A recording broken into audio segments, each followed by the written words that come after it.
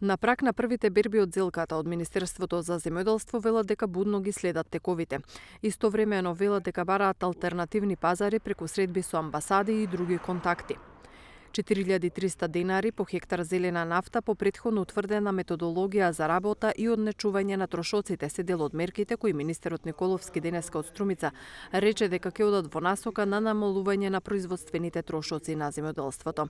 Николовски посочи дека раноградинарите ќе бидат дел од мерките кои што ги планираат и со интервентниот фонд, за кои што бараат начини како да се зголеми.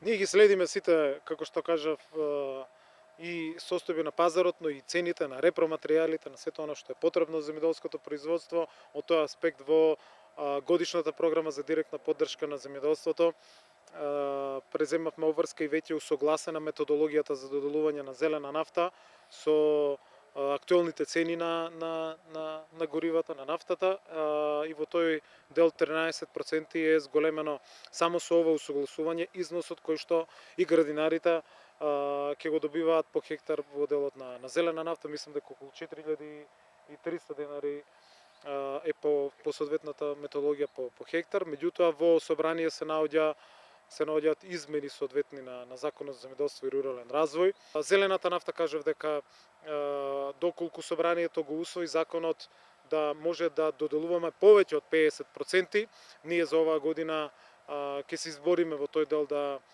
го покачиме износот на зелена нафта кој што ќе го добиваат земјоделците.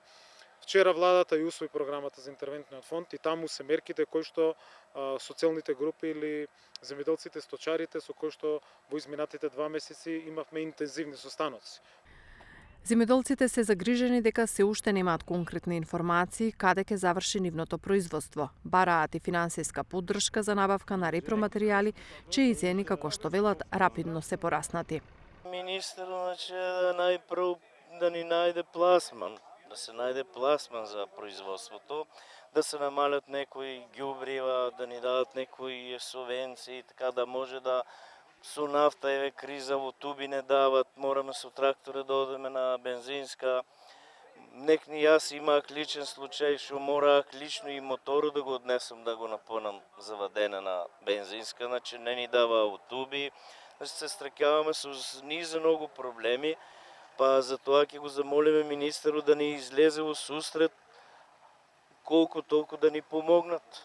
Да не се случи исто кое пред 2 години се случи, значи зелката и фолијска зелка и зелка на отворено фактички одеше сета, а луѓето народот останаа без пари.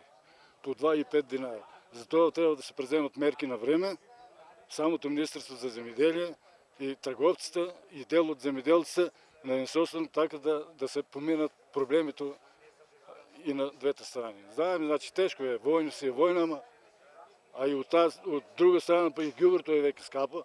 25 кг ѓубре 1200 динара, значи 50 кг 2500. Значи земјоделците мора да тера чере да барам да обстане. За 10 дена од Струмичката котлина се очекува на пазарите да се појават првите зелки, краставици, пиперки и домати. Земјоделските експерти велат дека производството на некои раноградинарски производи е зголемено за 30%, што дополнително ќе прави притисок на фармерите каде ќе го пласираат родот.